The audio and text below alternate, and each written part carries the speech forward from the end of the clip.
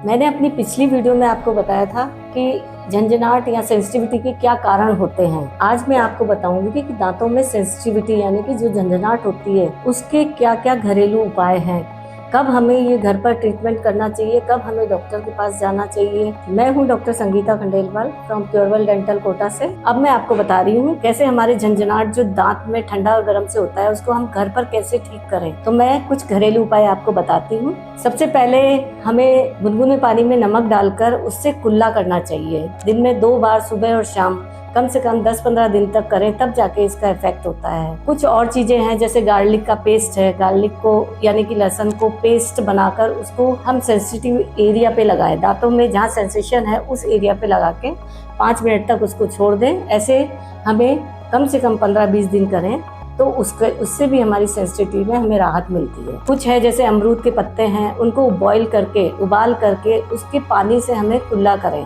सुबह और शाम 2 बार करें। और वही जो मैं कह रही हूँ कि 15-20 दिन, 1-2 दिन में कुछ आराम नहीं आता है, कुछ समय तक हमें करना पड़ेगा, तब जाके इसमें हमें रिलीफ मिलता है। कुछ और है जैसे हमें कोकोनट ऑयल है, उसको अगर मुंह में रख के हमें मुंह में 10 मिनट तक घुमाते रहें उसको, और ऐसे हमें सुबह शाम 2 बार करें तो उससे भी हमें राहत मिलती है। एक और उपाय जैसे नीम के पत्ते जो होते हैं उनको पेस्ट बनाकर उसमें थोड़ा नमक मिलाकर अगर हम उसको सेंसिटिव एरिया पे लगाएं, दांत में जो हमारा दांत घिस गया है जहाँ सेंसिटिव है उस एरिया पे लगा के थोड़ी देर के लिए 5-10 मिनट के लिए छोड़ दें और 2 बार सुबह शाम करें, कुछ समय के लिए करते हैं तो उससे भी हमें कुछ राहत मिलती है। एक और जैसे हम अदरक होता है, अदरक का पेस्ट बना के अगर उसको भी हम इसी तरह यूज़ करें, पेस्ट लगा के दांतों पे थोड़ी देर के लिए छोड़ दें तो भी हमें काफ़ी राहत मिलती है।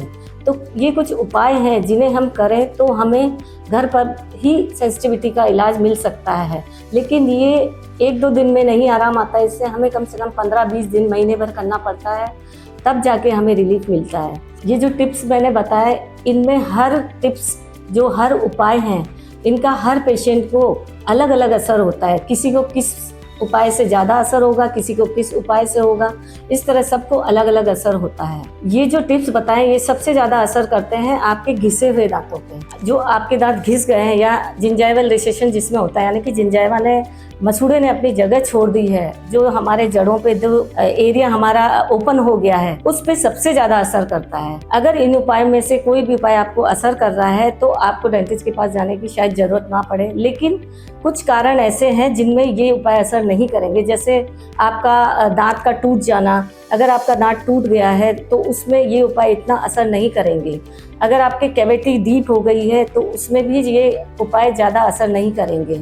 या फ्रैक्चर हो गया है या आपको पायरिया की प्रॉब्लम है, तो इन सब चीज़ों में हमें डेंटिस्ट के पास जाना होगा।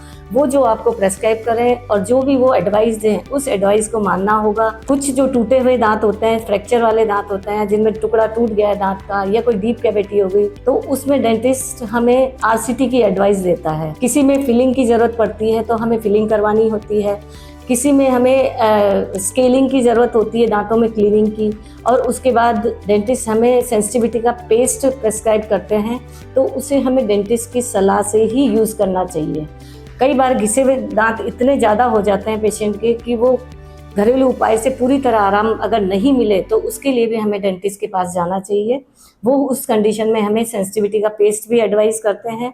तो जैसे डेंटिस्ट हमें एडवाइस दे कि किस तरह से इसको यूज़ करना है, कैसे लगाना है, कितनी देर रखना है, तो इस तरह हमें ये यूज़ करना पड़ेगा। अगर आपको मेरी ये वीडियो पसंद आई हो, इनके जो घरेलू उपाय आपको अच्छे लगे हों, तो आप मुझे कमेंट्स कर सकते हैं, या कुछ और भी आपको पूछना हो तो आप कमेंट कर सकते हैं। और अगर आपको ये वीडियो काफ़ी अच्छा लगा हो, पसंद आया हो, तो चैनल को सब्सक्राइब करें और वीडियो को लाइक करें ताकि आपको मेरी अगली वीडियो समय समय पर मिलती रहे।